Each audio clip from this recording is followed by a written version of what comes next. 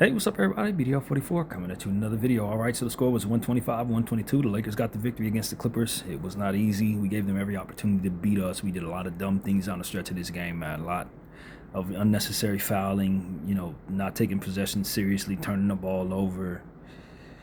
Ayton, there was some things down there that was a little tough with Ayton.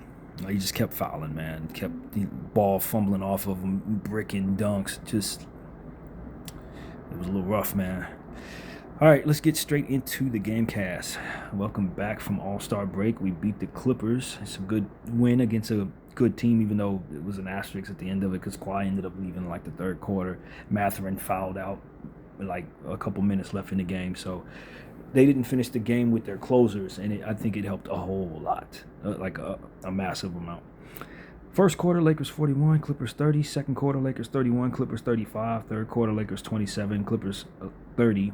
Lakers in the fourth quarter 26, Clippers 27. So we got progressively worse as the quarters progressed. It was just a little worse with our offense in every consecutive quarter. But we walk out of here with a win, man. We walk away.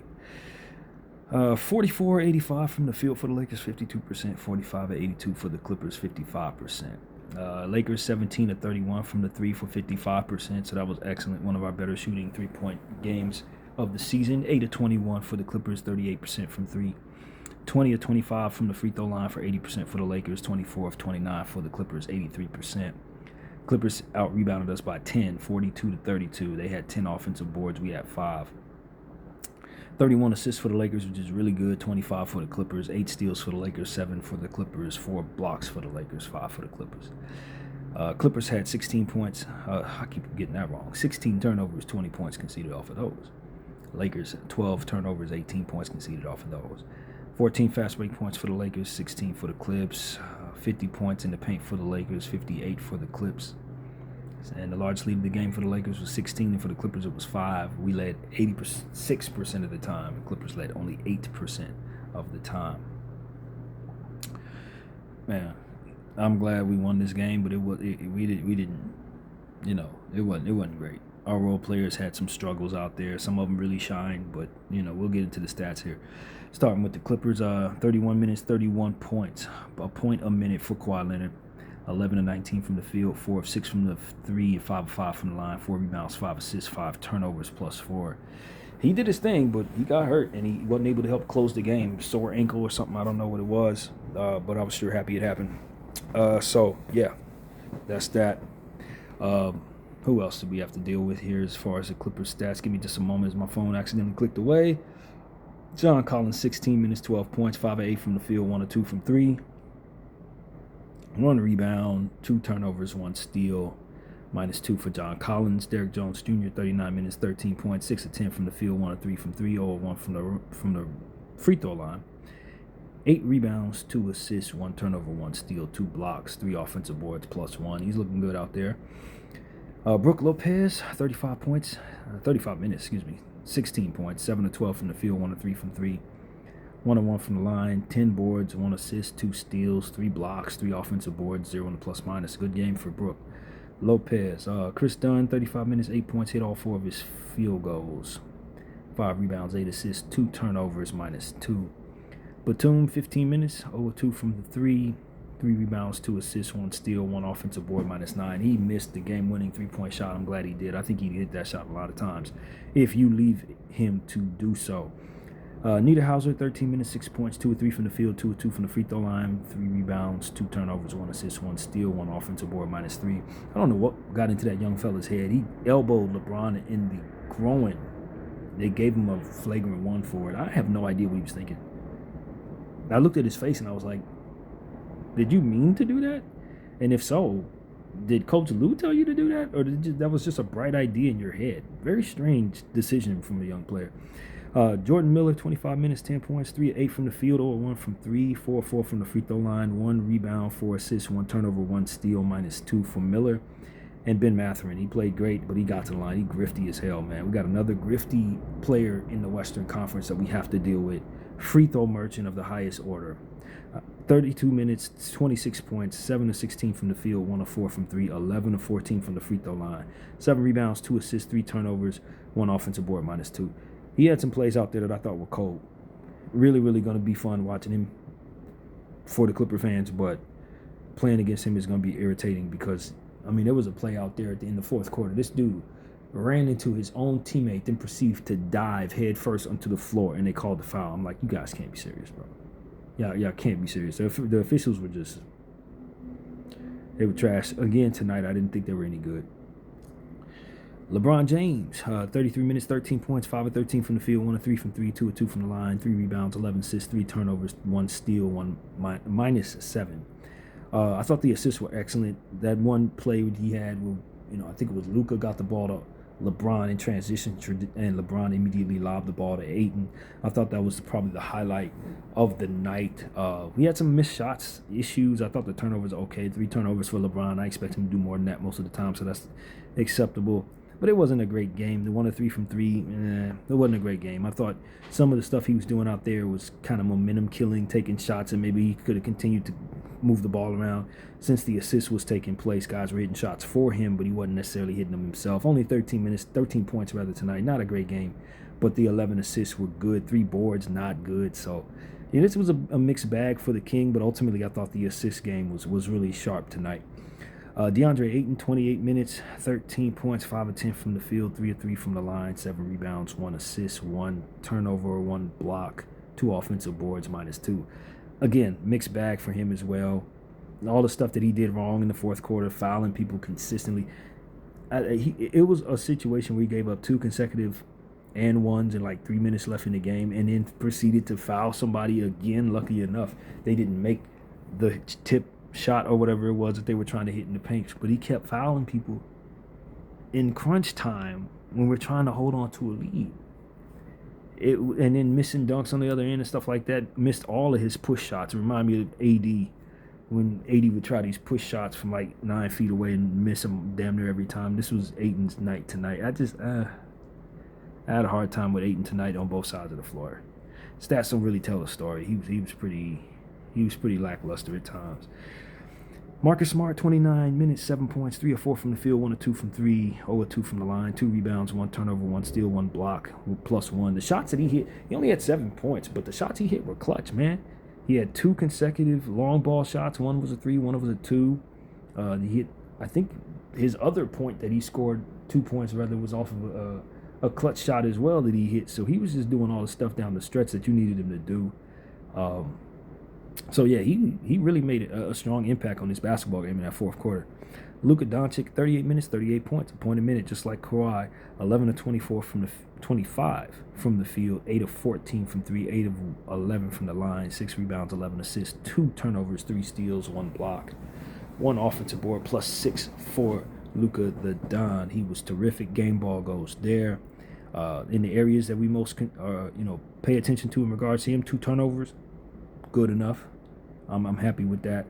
8 of 11 from the free throw line, that's fair. I'm not mad at that. That's a good ratio of made free throws to attempts. And then 8 of 14 from the 3 is excellent. So this is a really good game for the Don for the areas that we judge him by. And then you look at the 11 assists. He was awesome there. Rebounded 6 of those, like that. 3 steals. 1 of those steals was really good. His defense was on point tonight. His legs were underneath him. You could tell he had fully healed up from his injury, and in the first quarter was back to his typical, early get hot type ways, where he had 17 points at the end of the first quarter, and the shot was just falling for him all night long. The 3 was just wet, and I thought it looked like he was healthy until he ended up going out in the third quarter with something once again. So, conditioning in the offseason for Luka consistently, year after year after year, will help him with some of these type of things, because he didn't take care of himself for the first several years of his career, and you're gonna have injuries and have conditioning issues, knick-knack injuries that maybe the average guy is not gonna have because of it. It's just part of not taking care of yourself and then deciding to change your ways. You're gonna have to really stick to it, and if he decides to not, then he can expect more of this going forward. And as he ages, it's going to get worse and worse for him. So it's going to be very incumbent upon him to continue on the practices of good eating and good exercise. And if he does it consistently, monotonously for the next 2 or 3 seasons, I think he'll have less and less issues like he had tonight. So it's all about conditioning for Luka. He's got the talent of a basketball god. He's just got to get his body in a space where he's not tempted to eat poorly, to sit around, to drink beer, and all the stuff that he used to do. And if he takes care of himself over the next several years, it won't be long before he's the best player in the world. So it's up to him. It's up to him to be consistent, and nights like this show you what he's capable of when he's sharp, when his body's doing what he wants it to do. He looked good out there until he got hurt. Austin Reeves, 33 minutes, 29 points, 9 of 15 from the field, 4 of 5 from the 3, 7 of 7 from the line, 6 rebounds, 2 assists, 3 turnovers, 2 steals, 0 on the plus minus. He was awesome too. Boy could barely miss. He could barely miss shots. I mean, he was so on fire out there at one point. It got to a point where it was like, yo, why is anybody other than Luka and Austin shooting the ball at all? They just can't miss. And our others weren't really doing much, but those two carried us on their backs and got us to victory. And I just wish we had a better surrounding cast of people out there for them tonight, because when they play like this, they can beat anybody. But only if the others do their job. Some of them did, some of them didn't, and it's a mixed bag like that every night for this roster. So Austin and Luka were awesome. And Luka gets the game ball, but Austin was not too far behind him, man. Perfect from the line. Just a very good game, man. He drew key charges, particularly the one that got Mathurin up out of there. That was huge. He was good on both sides of the floor, man. He really was. Rui Hachimura, 26 minutes, 3 points, 1 of 4 from the field, 1 of 3 from 3, 2 rebounds, 2 assists, 1 steal, 1 offensive board, plus 9. Quiet night for Rui. For him to run around for 26 minutes and only have 3 points, I'm not a fan of that. But with the context of those two being so on fire and attempting so many shots because of it, I thought it made sense that he didn't have much of a role tonight. But, plus 9 was the best of the entire team, so I guess good things were happening while he was out there. Jared Vanderbilt, 10 minutes, 2 points, 1 of 2 from the field, 2 assists plus 4 for Vando. Quiet night, only 10 minutes. Jake LaRavia, 14 minutes, 3 points, hit his only 3-point attempt, 1 rebound, 1 assist, plus 1. Quiet Banshee night. He didn't do much of anything really in the 14 minutes besides hit a 3. Very quiet night for Jake. I don't expect him to be that way every night going forward. Even though he's coming off the bench and he doesn't quite play as well off the bench. This is something that we talked about. When you ask him to come off the bench, he tends to not play as well. When you ask him to start, you get the most out of him. I don't know. I don't really know about that going forward. I personally think Austin should come off the bench. It makes our bench much better if he does that. We have a more solidified scoring off the bench. We can still give him the 33 minutes. But you allow for Jake to start. You have more balanced attack, more centered, around the offense of Luka and LeBron. And then you can incorporate Austin when one of them sits down or if somebody gets in foul trouble. Now you got a strong scoring punch helping your second unit. So I really believe that Austin should come off the bench at this point. But it's obviously not because Austin's not a starter in this league. It's just because of how the team is constructed. And you get this type of stuff from Jake LaRavia, and you can expect more of it if you continue to ask him to come off the bench. It's psychological for him. If you ask him to do a little bit, he's only going to do a little bit. If you ask him to do a lot, he's capable of doing a lot. And so I don't know if I love the rotations there in that regard. I don't think it's going to work. Jackson Hayes, 11 minutes, 8 points, 4 or 5 from the field, 3 rebounds, 1 block, plus 1. Good Jackson Hayes night. Luka was finding him. LeBron was finding him, and he was connecting on the shots they gave him. Just a really solid night, continuing to impress. Only 11 minutes. I thought he probably deserved more minutes, to be honest with you. But that's how the night went. Luke Kennard, 18 minutes, 9 points, 4 of 6 from the field, 1 of 3 from 3, 2 rebounds, 2 turnovers, 1 assist, plus 2. He works the ball around very carefully. I really like this player. I know when you have players that shoot as well as he does, you want them to take a lot of shots, but he's not going to force anything. He's never going to put himself in a position to get blocked. And sometimes you want guys to try to draw contact. There was a play down there where he drove at the rim and then kicked it out and turned the ball over in doing so. I never need that. I just need him to try to connect on the layup, but he was so concerned about it not turning into anything that he didn't take the contact and ultimately give us a chance at the line or make a layup. So, I understand that certain players are as efficient as they are because they pick and choose carefully what shots to take and what shots not to, and he's one of those people. But sometimes that over, cautiousness can tend to take away easy opportunities. Sometimes you do have to choose to go for the lay on contact, get to the line because it's the best shot. And tonight, one of those circumstances was that. I found myself a bit frustrated with him having to guard Kawhi Leonard. I thought he was isolated on Kawhi Leonard far too many times in that first quarter, and Kawhi Leonard was able to, of course, do what he does on him. And so I just don't like that we would ever ask him to guard Kawhi Leonard without extra support in the double team there. So I don't know. I just didn't think we used him correctly defensively tonight. I don't ever want him guarding Kawhi Leonard. So yeah, that's my thing. That's another reason why you let LaRavia continue to start, because that eliminates those things. That doesn't happen if he's on the floor. So yeah, not really sure about the rotations overall tonight. I thought some of that kind of catered to why the game ended up being so close, despite us having two separate 15-point leads. So yeah, this is a highly flawed basketball game. A lot of things had to work out for the Lakers in order to win it. I did not walk away from this game overly impressed. I did think Luka and Austin were impressive, but the rest of the teams is a mixed bag, man. And this is kind of what I was saying in the pregame video. You know, I just don't think that our role players are good enough for us to win a championship. And tonight didn't help that cause. Austin and Luka barely missed anything, but we couldn't get more than 13 points out of literally anyone else. That's not gonna win you a whole lot in the playoffs, man. So I don't know. Ayton is kind of like a head case in my opinion. Tonight was not a great night for him. It really wasn't. It was a lot of stuff going on wrong down there. I was irritated, a lot irritated. And then Rui didn't show up really. Vanderbilt, only a few minutes. Jake, off the bench, Jake is bad. Jake, I had a hard time with our role players tonight. I just didn't think they really supported our guys. I thought Marcus Smart did, and Jackson Hayes did, Luke Kennard did, but everybody else, I could have easily replaced them with more effective players and won this game by 20 points, the way Austin and Luka was playing. So that's really came down to kind of a lackluster night for me. Even though we won the game, I just felt like this game had to lean in the right direction in order for you to win it in so many different areas, and it just so happened to. Very lucky win is what I'll say. You're lucky that Kawhi left the game before it ended. You're lucky you were able to draw fouls on Ben Mathurin. You're lucky Nicholas Batum didn't hit that last second shot off your turnovers. You're lucky whoever that was that Ayton fouled that third time didn't make the and one like he did like the Clippers did the previous two times when Ayton fouled them.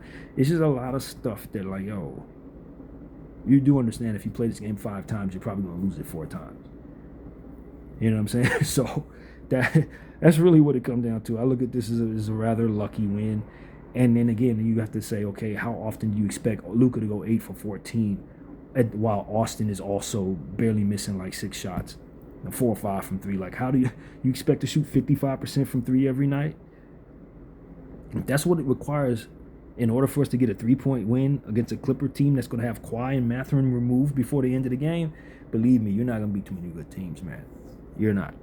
So we're going to know this is a win against a good team. What I also understand is that we tried our very best to lose the game. So that's really what I have to say about that. Not very impressive to me, not very encouraging to me, but at least it's a win in the column where it matters the most. So let's get to the standings, see where we're at after this particular win. If they've let us know, we'll see. First is OKC, 43-14. Second place, San Antonio, 39-16. Third place, Denver, 36-21. Fourth place, Houston, 34-20. Fifth place, Lakers, 34-21. Sixth place, Minnesota, 35-22. Seventh place, Phoenix, 32-24. Eighth place, Golden State, 29-27. Ninth place, Clippers, 27-29. 10th place, Blazers, 27-30. So that's what's up. Lakers are now on a 2-game winning streak. If that thing is right, I will make sure that's right. Yes, it is. They have updated it. We are 34-21. First in the Pacific Division, 5th in the West. So next up, them evil Boston Celtics. One rival after another. Let's knock them all down. That's how I see it. 3:30 on a Sunday, which means there's a dang good chance that I'm not going to be able to do a halftime video, because that game's on a Sunday, and I do Bible study at 4:30 with my family. So there's a damn good chance. I'm almost certainty that I'm just not going to be able to do that video. So don't look for it, but I will, of course, have the video at the end of the game. That's just what it is. But it's a bummer for me. I hate that they scheduled this at that hour on that day. It's just the worst thing possible for my schedule. So hopefully the NBA will stop giving us Sunday games between the hours of 3:30 and 6 o'clock. Because if you don't, well, not even 3:30 and like 5:30. Anytime after that, I should be fine. But you put any game in that space, and it's a chance I'm just not gonna be able to do the game video. So yeah, bummed about that, but I will be watching the game just the same regardless. I'll be watching. So you can look for my post-game video on Sunday against our heated rival Boston Celtics. Jaylen Brown, Derek White, Vushi Main, who's now with the Celtics. And God knows who else they're going to have suiting up, man. Hopefully not Jason Tatum, because I heard he's already practicing. I do not think he should come back. Low-key, I think it's a terrible decision for him to rush back from a Achilles injury. I think it's a horrific decision. I hope for his sake he doesn't do it. So I figured I'd put that out there, since we see those evil Boston Celtics on Sunday at 3:30 p.m. Pacific, 6:30 p.m. Eastern on Peacock. So that's what's up. And then, of course, we see the Phoenix Suns for the fifth time on the season, and then we got to see them again on 3/16. I really hope the NBA only has a schedule to play the Suns 3 times for the next 2 years, okay? Because I've been telling y'all this all season long.